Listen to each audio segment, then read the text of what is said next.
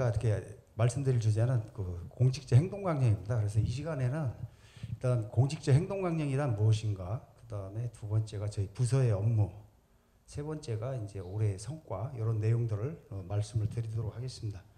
여기 이제 화면에 보시면은 그 공직자 행동강령이란 무엇인가 써 있고, 여기 그 코드 오브 컨덕트라고 써 있는 거 보이실 겁니다. 그래서 일단 이 그 용어에 대해서 좀 말씀을 드리자면은, 이 코드라고 하는 것은 일반적으로 이제 영어에서 그 뭐 규정이나 법을 의미한다고 해요. 그래서 이제 우리가 보통 뭐 규정이나 법 하면 떠올릴 수 있는 게 RUL이 룰을 생각할 수가 있는데, 룰이라고 하는 거는 이제 통상적인 광범위하고 일반적인 범위에서의 법을 의미를 하게 되겠고, 이 코드라고 하는 것은 이제 특정한 분야의 전문적인 영역의 뭐 법이라든가 규정 이런 걸 말한다고 합니다. 그래서 우리가 보면은 뭐 이 코드가 들어간 거 뭐 드레스 코드 같은 경우, 또는 이제 뭐 그 세법 같은 경우에는 텍스 코드, 또 빌딩과 관련된 거는 뭐 빌딩 코드, 이런 식으로 해서 특정한 분야의 전문적인 뭐 관련된 뭐 규정이나 법 이런 거를 코드라고 한다고 하고,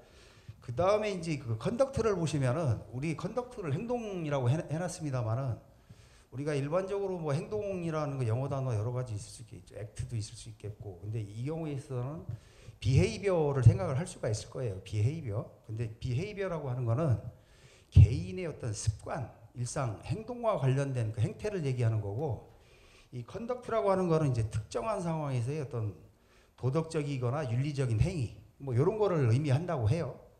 그래서 이제 우리 그 제가 찾아보니까 우리말로 가장 적절하게 표현을 할 수 있는 거는 행동가짐, 뭐 행동가짐쯤 될 겁니다. 그래서 이 코드 오브 컨덕트를 좀 더 이 의미, 뜻을 살려서 한다고 한다면은 행동가짐, 지침, 뭐 이쯤 될 건데, 그러다 보면 이제 발음하기도 힘들고 해서 이렇게 그 행동강령으로 이렇게 정리한 것 같습니다. 그래서 이 행동강령의 의의를 보시면은, 공직자가 그 청렴 의무 준수를 위해서 지켜야 될 그런 구체적인 행위 기준들을 정한 거예요.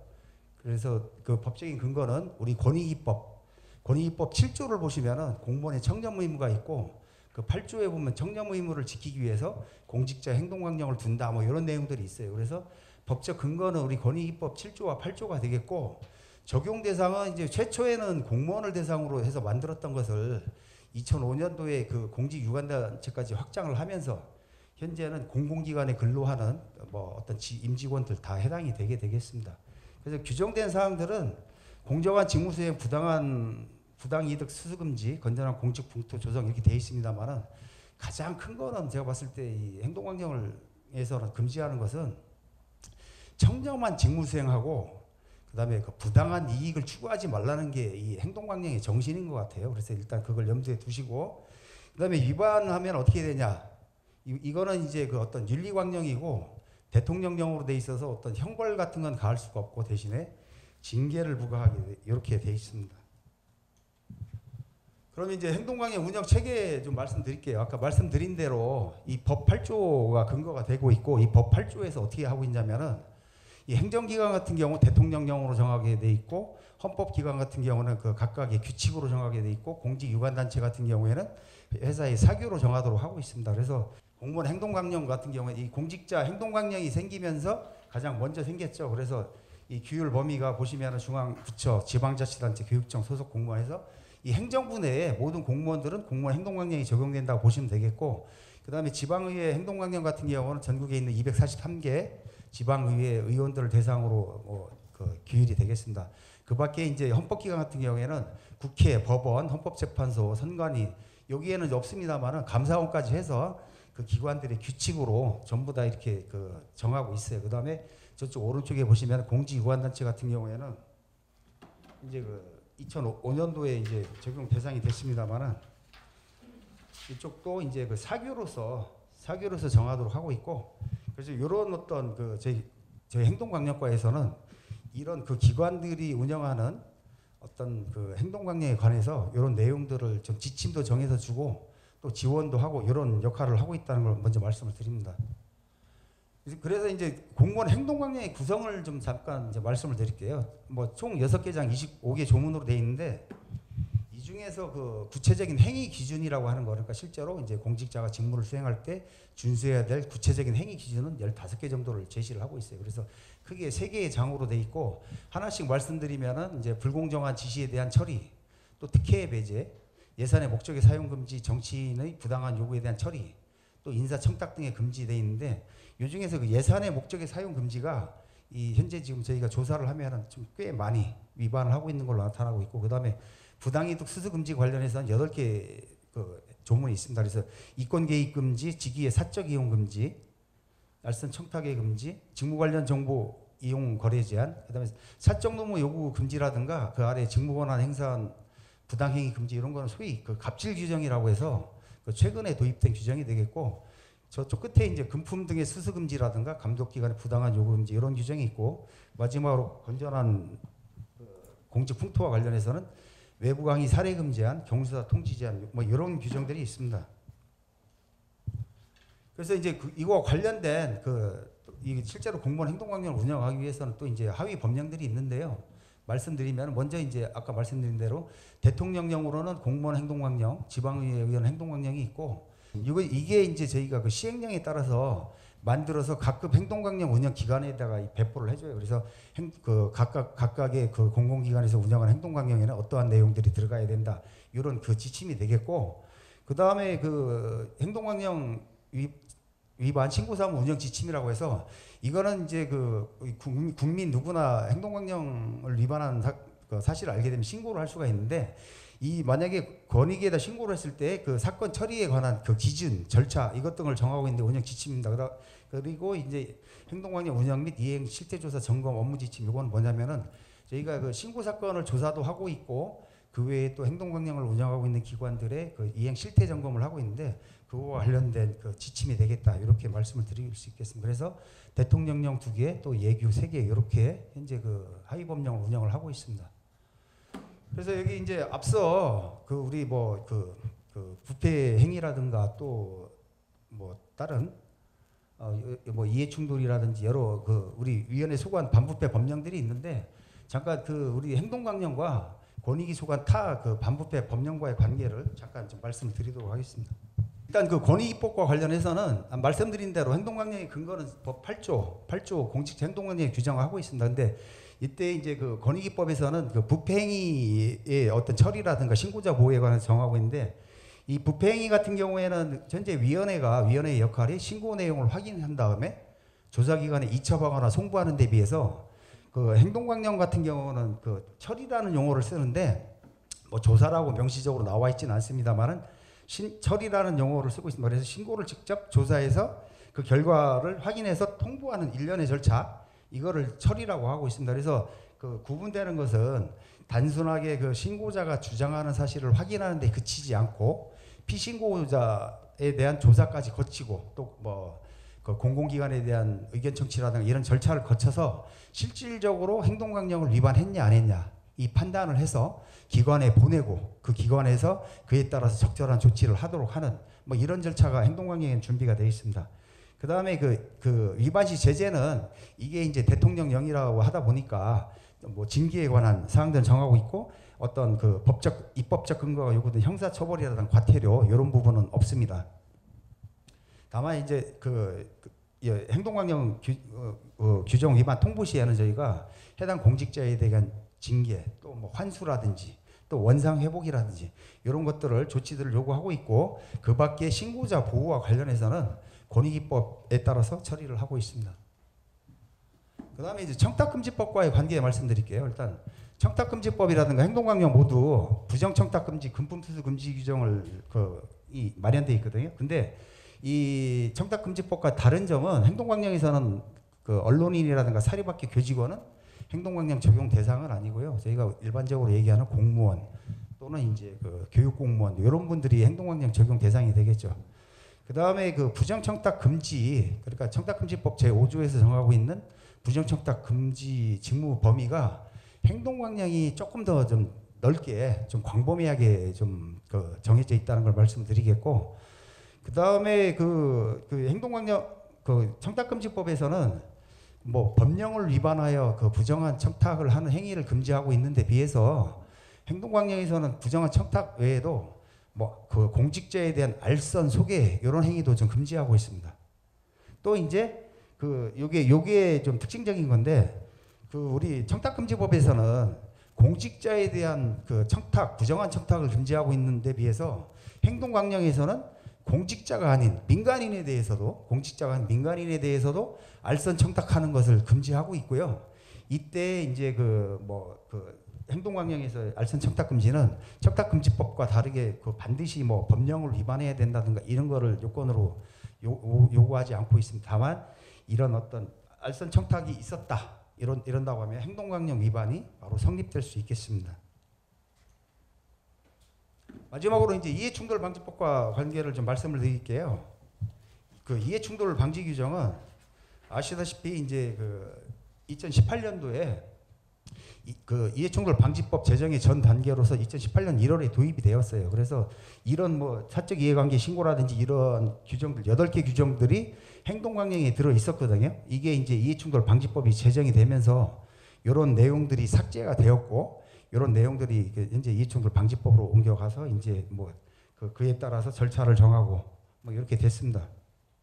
그래서 그 법이 제정됨에 따라서 좀 변경된 거는 이제 그 어떤 제재 수준도 종전에 이제 행동강령 같은 게 뭐 징계할 수 있다 이렇게 돼 있던 것이 이 법 제정에 따라서 뭐 필요적 징계로 바뀌었고 위반 시 제재가 그 과태료 부과가 그 일반적이고 그다음에 뭐 어떤 개인 정보를 그 업무상 취득한 정보를 이용해서 어떤 그 이익을 챙기는 경우에는 형사처벌까지 할 수 있도록 그런 내용들이 이제 법률에는 들어가 있고 현재 그 이해충돌 방지법 위반 신고 사건은 우리 이해충돌 방지팀에서 이어서 할 이해충돌 방지팀에서 담당하고 있습니다.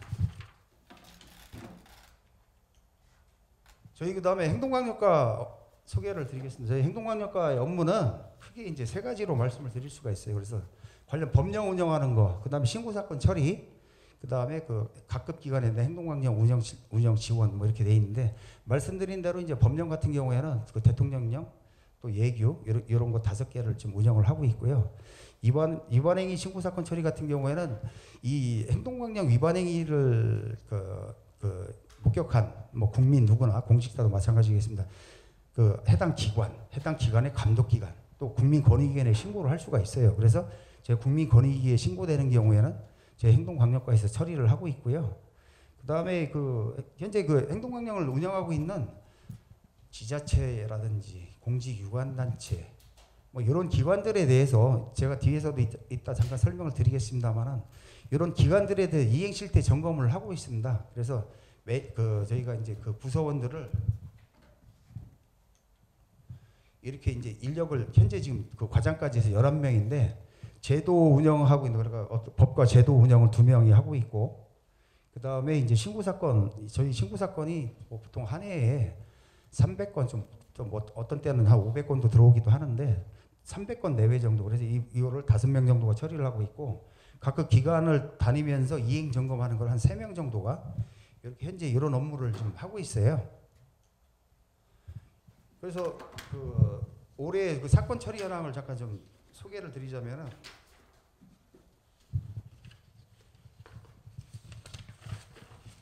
올해 이제 한 309건 정도가 접수가 돼서 이 중에 308건을 처리했습니다. 그래서 위반 확인 이첩이 64건인데 이 위반 확인이라는 건 뭐냐면은 행동강령 위반 사실이 확인된 거예요. 그래서 해당 기관에 통보를 해서 이게 위반 사실이 확인됐으니 관련 데에 대해서 징계를 하고 또 뭐 그에 따른 후속 조치, 적절한 조치를 하라 하는 게 이제 위반 확인. 앞서 말씀드린 대로 저희가 이쪽에 그 부패 행위라든가 그런 거와 다르게 신고자, 피신고자에 대한 조사를 다 확인을 거쳐서 보통 이렇게 위반 확인하고 통보를 하게 됩니다. 그게 64건 정도 되고, 그 다음에 이제 송부라고 하는 것은 이거는 이제 그 31건인데 이게 위반 여부가 좀 명백하지 않으면서 이게 그 우리 그 위원회 법이 조금 그 다른 법 같은 경우 송부에 관한 게 어떤 위반 그러니까 위반도 위반 확인도 안 되고 종결도 안 되고 이런 규정으로 돼 있는데 행동강령에서 송부라고 하는 것은 위반 여부가 명백하지 않고 또 신고 내용이라든가 조사 범위 또 제도 개선 필요성 등을 봤을 때 조사 기관이 처리하는 게 타당하겠다. 이런 내용들이 송부가 됩니다. 약간 좀 같은 듯 다른데 하여간 그래서 해당 그 조사 기관이라고 하면은 뭐 이제 그 해당 기관이나 그 기관의 감독 기관 또는 감사원 뭐 어떤 수사 기관 이런 데를 통틀어서 조사 기관이라고 하는데 거기다 보내는 게 이제 송부. 그다음에 마지막으로 이제 종결 사건이죠. 종결 같은 경우에는 그 행동강령 위반과 관련되어서 뭐 위반 행위의 증거가 없거나 위반 사실을 확인할 수 없는 경우 뭐 이런 것들이 이제 종결 사건이 되겠습니다. 그래서 현재 좀 그 종결은 213건 정도 이렇게 됐고, 그다음에 이제 평균 처리 기간은 저희가 규정상 원래 60일 이내 처리하게 돼 있고 또 이제 그 부득이한 경우 30일 연장하도록 되어 있는데 그래서 90일 이내 처리하도록 하고 있는데 평균 처리 기간은 약 71일쯤 해서 올해 이렇게 처리를 했습니다. 그래서 이제 주로 위반 유형을 좀 말씀을 드릴게요. 일단 위반 유형을 이제 주로 보면 가장 큰 게 예산의 목적의 사용인데 예산의 목적의 사용이라고 하는 건 뭐냐면은 여비 업무 추진비 등 공무 집행 예산을 목적의 용도로 사용해 갖고 해당 기관에다가 그 재산상 손해를 가하는 경우죠. 그게 이제 가장 많아요. 예산을. 종전에는 이게 많았다고 해요. 종전에는 금품 등 수수금지 이런 게 많아졌는데 우리가 이제 뭐 이 그 계속 그 공직자 의식도 높아지고 또 그 부패와 관련된 각종 법제 이런 것들이 이제 발전하면서 금품 등 수수금지 뭐 이런 것들은 좀 많이 줄어드는 추세이고 다만 이제 예산을 목적 외에 사용하는 것들이 있죠. 이런 것들이 이제 꾸준히 좀 계속 그 이제 상위를 차지하고 있고요. 그 다음에 이제 직무 권한 등을 행사한 부당행위인데 이게 이제 소위 얘기하는 갑질인 거예요. 그래서 그 직무 권한을 행사하거나 그 지위에서 유래되는 영향력을 이용해 가지고 직무 관련자나 직무 관련 공무원에게 어떤 의무 없는 일을 시키거나 또는 뭐 권리나 그 권한을 부당하게 제한하는 행위들 뭐 이런 것들이 그래서 특히 이 부분이 이제 계속 증가하고 있는 추세예요. 그래서 특히 직장 내 갈등, 뭐 직장 내 괴롭힘이라든지 갑질이라든지 이런 부분들이 특히 이제 그 MZ 세대라든지 새로운 세대의 공무원들이 오면서 종전에는 뭐 어떤 그 관행적으로 뭐 받아들여지던 것들도 이제 그 어떤 그 윤리의식이라든가 이런 게 높아짐으로 해서 그 신고 사건이 증가하고 있는 것 같아요. 그래서 이런 갑질과 관련된 어떤 부당행위 이런 것도 좀 꽤 증가하고 있고 이권 개입하고 특혜 이런 거는 이제 꾸준히 있습니다. 그래서 이권 개입은 이제 그 뒤에 제가 사례를 설명하겠습니다만은 자신의 직위를 이용해서 자기 또는 타인의 부당한 이익을 추구하는 행위거든요. 그다음에 특혜라고 하는 거는 뭐 지연, 혈연, 학연, 종교 뭐 이런 것들을 이유로 해서 특정인에게 특혜를 주거나 차별을 하거나 또 뭐 이제 어떤 공정한 경쟁을 저해하는 그런 행위들을 말하겠죠. 그런 것들 이런 순으로 해가지고 사건들이 현재 지금 접수가 되고 처리를 하고 있어요. 그래서 이제 위반 유형별로 지금 사례를 좀 말씀을 드릴게요. 일단 예산의 목적의 사용 같은 경우에는 이건 이제 그간의 사례들이죠.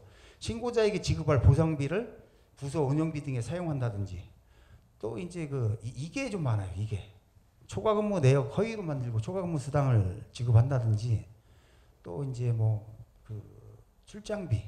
출장비를 이를테면 시내 출장을 관내 출장의 경우 뭐 2시간 이내에는 10,000원 또 4시간 이내 20,000원인데 그 시간을 좀 과다하게 계상을 해서 10,000원 받아야 될 걸 20,000원 받는다든지 뭐 이런 것들 그런 행위들이 이제 예산의 목적에 사용이 되겠고 그다음에 직무 권한을 행사한 부당 행위 같은 경우에는 이제 여기 같은 경우에는 보면은 이제 소위 이제 행정기관과 계약 상대방 용어업체에다가 이제 감독관이 공사 감독관이 출장용 차량을 뭐 렌트해라 뭐 이렇게 하고서 또 그 비용을 전가한다든지 그런 게 이제 갑질이죠. 뭐 그런 갑질들이 되겠고 또 이거는 이제 직무 관련 공무원들 뭐 임직원에게 이제 뭐 특정 단체 가입 신청을 하도록 한다든지 뭐 실제로 보면은 어떤 뭐 지방의 의원 같은 경우에는 자기 배우자가 하는 그런 어떤 단체가 있는데 그거 관련해 갖고 그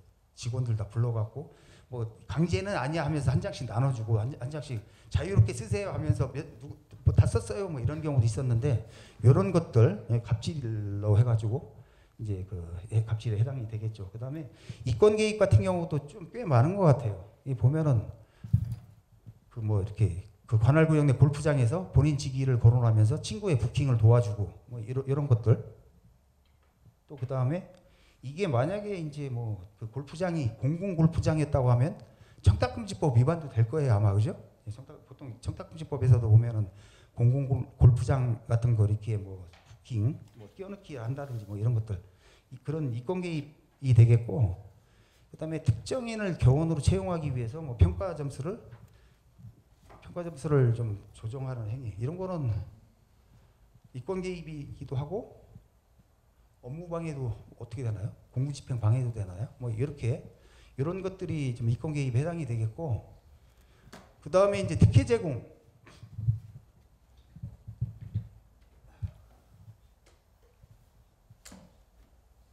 특혜 제공 같은 게 앞서 말씀드린 대로 뭐 종교라든지 학연, 지연, 뭐 또는 신분, 어떤 특정 신분에 대해서 어떤 그 공정한 경쟁을 저해하는 뭐 어떤 혜택을 준다든지, 또는 그 반대로 차별을 한다든지, 이런 게 이제 특혜 제공이라든가 차별금지 위반인데, 여기 보면은 이제 비공개 특별 채용 계획을 수립을 해가지고서 자녀를 단독 응시시켜서 채용, 아빠 찬스 뭐 이런 게 되겠습니다. 그 다음에 고교 동창인 교수에게 수의계약 발주 뭐 이런 것들, 그러니까 보통 이제 지인이라든가 뭐 이런 사람들, 자기 친구라든가 이런 사람들을 위해서 어떤 그 제도라든가 이런 것들을 특정인에게 유리하게 운영하는 것들, 이런 행위들이 특혜 제공이 되겠고, 마지막으로 이제 금품수수인데요. 금품수수 같은 경우에는 직무 관련 업체 법인카드로 이제 회식하고 또 식대로 사용하는 뭐 이런 경우, 또 최근에도 뭐 좀 신고된 사건 보니까 이 뭐 그 감독관인데, 이 감독관 이 사람이 식사할 때만 되면은 불러갖고서 뭐 우리 밥 먹었어 하고 영수증 이렇게 주고 계산하도록 하고 이런 것들. 그러니까 뭐 사실상 이제 그건 특히 앞서 우리 청탁금지 제도과장도 말씀하셨습니다만은 어떤 밀접한 직무 관련성이 있다고 한다면은 우리가 뭐 무슨 사교 의뢰 목적의 금품 수수도 뭐 허용이 안 되는 거 아니겠습니까? 그래서 이런 분들이 직무상 전혀 받을 수 없는 분들이 막 이렇게 받는 경우가 아직도 일부 좀 남아 있는 것 같아요. 그래서 그런 금품 수수라든지, 또 이제 이 청산의 업체로부터 금품 수수해서 체육대 상품으로 뭐 이렇게 이런 경우는 보면은 이제 청산의 업체한테 뭐 찬조 좀 하시오 뭐 해가지고 이렇게 됐을 때에는 우리가 아까 보면은 알선 청탁 금지도 있는데 한 2개 정도가 동시에 위반되는 거예요. 뭐 어떤 업체에다가 전화해서 금품 좀 내지 하고서 자기의 어떤 뭐 영향력을 행사해서 강제로 출연을 하도록 하든지 찬조를 하도록 하고 하는 행위, 또 그렇게 해서 받음으로써 금품 수수 위반이 또 성립되고 뭐 이런 내용들이 이제 그 주로 위반 유형 사례가 되겠습니다. 그 다음에 이제 저희가 아까 이제 신고 사건들이었고, 그 다음에 이행실태 점검이죠. 이행실태 점검과 관련해서는 그 행동강령 운영하고 있는 기관들에 대해서 현재 저희가 방문을 해가지고 적정하게 집행을 하고 있는지, 또 위반 사실이 없는지 이런 것들을 하고 있어요. 그래서 올해 같은 경우에는 이런 정도로 했습니다. 그래서 뭐 지방의회라든지 지자체, 또 공직유관단체, 또 이 명절 같은 때에는 저희가 암행 감찰도 하거든요. 그래서 공공기관, 명절기관의 어떤 부패 취약 시기 이런 때에 금품수수 행위가 있는지 그런 거를 좀 막기 위해서 제가 집중 점검도 하고 이런 일련의 활동을 하고 있습니다. 그래서 저희가 이게 올해 업무고, 이제 행동광령과 관련해서 마지막으로 뭐 현안이라고 할 만한 거 하나 좀 말씀드리자고 한다면은, 지금 이제 저희가 행동광령이 2003년도에 도입이 되어서 작년에 이제 20년을 맞았고요.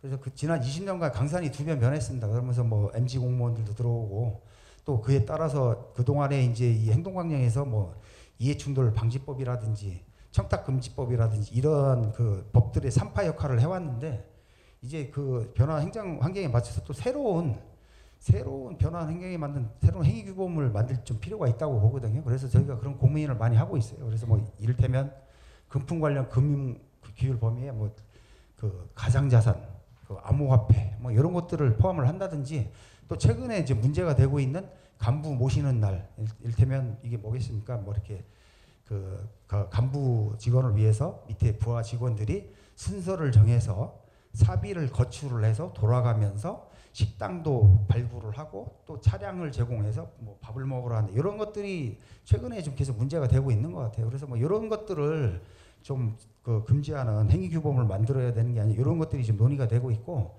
두 번째가 이제 선출직 공직자에 대한 실효적 뭐 이행수단 확보 이렇게 해서 어렵게 써놨습니다만은, 여기가 이게 일반 공무원과 달리 선출직 공직자 같은 경우, 정무직 공무원들 같은 경우에는 아시겠지만 징계 규정도 없고, 또 이제 그에 따라서 어떤 뭐 적발을 한다고 하더라도 실질적인 어떤 제재 수단이 없어요. 그러다 보니까 또 이제 그런 문제도 있고, 또 선출직 공직자들이 임기가 바뀔 때마다 이 내용을 모르는 분들이 또 계시고 해가지고 계속 어떤 위반 행위가 반복되는 면도 있는 것 같습니다. 그래서 이분들에 대한 어떤 교육과 또 이제 어떤 위반 시에 그걸 제재하기 실질적인 어떤 제재 수단 이런 게 좀 필요한데, 그래서 그런 부분들이 좀 뭐 물론 이제 그건 어떤 법률 차원에서 논의해야 될 부분이 되겠습니다만은, 그런 부분들을 저희가 고민을 하고 있고 앞으로 계속 발전시켜 나갈 계획으로 있습니다. 자, 간단하게 소개를 마쳤습니다.